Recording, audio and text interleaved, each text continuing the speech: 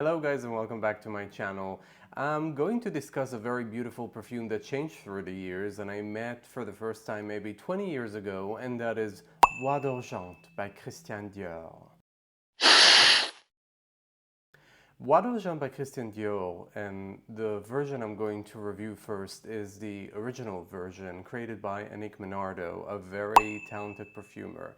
And it featured a game around the sole kind of queen of this whole perfume, and that is the myrrh in this fragrance. And around this myrrh there was cypress and patchouli and honey and and iris, of course, and other kinds of notes that kind of like created this feeling of a cloud around you. It's a cloudy perfume, but not like the bad stormy clouds or like the dark gray clouds. This is a beautiful kind of like not too sugary cloud, like in your dreams of heaven where you're being sent above and you're being enveloped by this cloud, or like cotton wool. It always reminded me of cotton wool, and when I smelled it for the first time, it was through a friend that was crazy perfume like me and had more access to these types of perfumes because he was from Paris.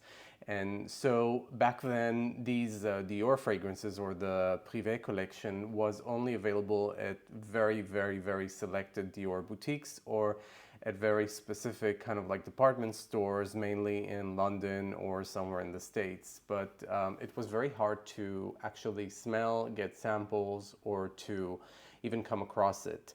And I remember that we met for coffee and he just brought the bottle, and I thought like it just smells like cotton pads. Now I'm not talking about the cotton pads which are round and you get them today like easily in a pharmacy and wipe your face with. There used to be this packs of just like cotton wool that just you can buy in like one piece and you need to tear them apart. And this type of cotton wool had a very specific kind of like sweetish smell to it, whether it's the chemicals that were used to bleach the cotton or whatever treatment this received, but it had this like very, very subtle, sweet kind of like smell around it. And that's what Bois d'Argent does to me. And Bois d'Argent, like the original version, at least from Annick Menardo, as I said, a very talented perfumer, creates this cloud around myrrh. And myrrh is a resin that was used, or still is being used, in very many religious kind of sanctuaries and kind of I don't know, like ceremonies in church, or sometimes in some synagogues, I presume. But it was used heavily in ancient times on the whole of the Levant, because the origin of the resin of myrrh comes usually from Oman, and of course there were trade routes around the Middle East, and it was kind of like a key ingredient in all that came to worship in the old temple, at least as they say. And of course that if you visited or will go to visit the Middle East, or specifically the markets of Jerusalem, you can still buy myrrh there. I mean, it's like a tourist trap kind of thing, but you can still buy myrrh resin and do whatever you want with it. And myrrh is kind of like a sweet, cloudy resin. It's not so harsh as other resins that you might like smell, or if you had the experience of ever touching trees and get the sap on your hands, like the sticky sap. So, they all have different odors. It depends on the tree. And this one come from like a tree kind of bush, the myrrh. And myrrh is something that is very enveloping, like it creates a cloud around you, and it kind of like creates like a very subtle cloud of sweetness, but not too sweet. And of course, in the original version, the patchouli and the honey that I normally do not really like in perfumes, but here it's blended to perfection, and it gives it like an extra sweetness that creates this or helps this cloud to evolve. And it's a very beautiful iris, myrrh, honey kind of perfumes with the heart of patchouli that kind of like gives it a very nice body.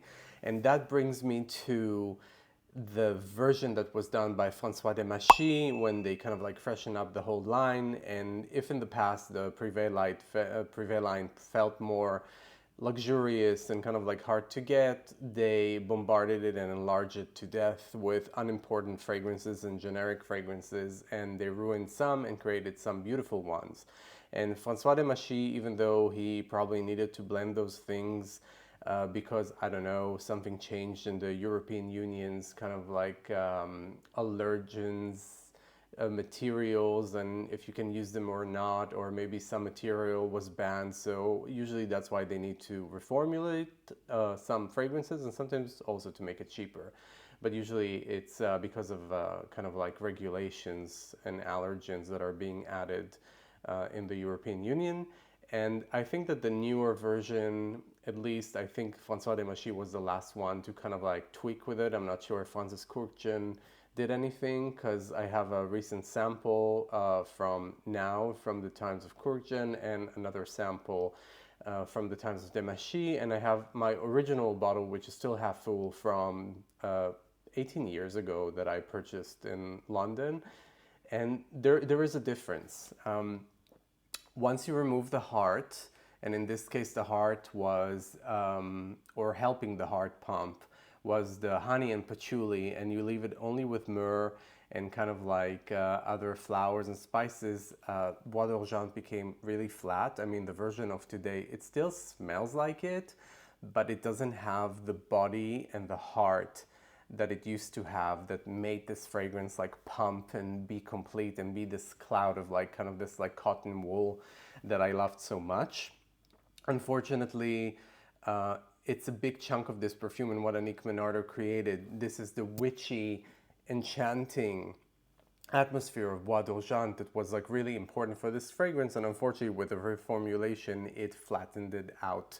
You can still have other versions that I think are available. One of them was Bois d'Iris from Van Cleef & Arpels, that almost identical to Bois d'Argent, almost maybe 95% identical to Bois d'Argent, only that Bois d'Iris took it to a more sweet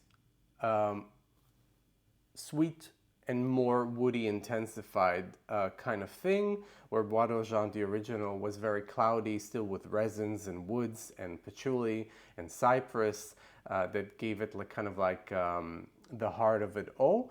But there's other fragrances that smell like it today. I mean, back then it was a real original. I didn't smell anything like it at the time. It was a real original, and I think that today with dupes or people who are kind of like, copying scent profiles, you can find a lot of fragrances that smell like it, but there will never be one like the original, who was so elegant and subtle. And actually Bois d'Argent was one of the 3 originals in the Dior Privée collection that was headed by Hedi Slimane at the time in his tenure at Dior, and it was Eau Noire, Bois d'Argent, and Cologne Blanche that they all came back with a reformulation, but Bois d'Argent was the beauty and the elegant of them all, true unisex, beautiful skin scent that many people complimented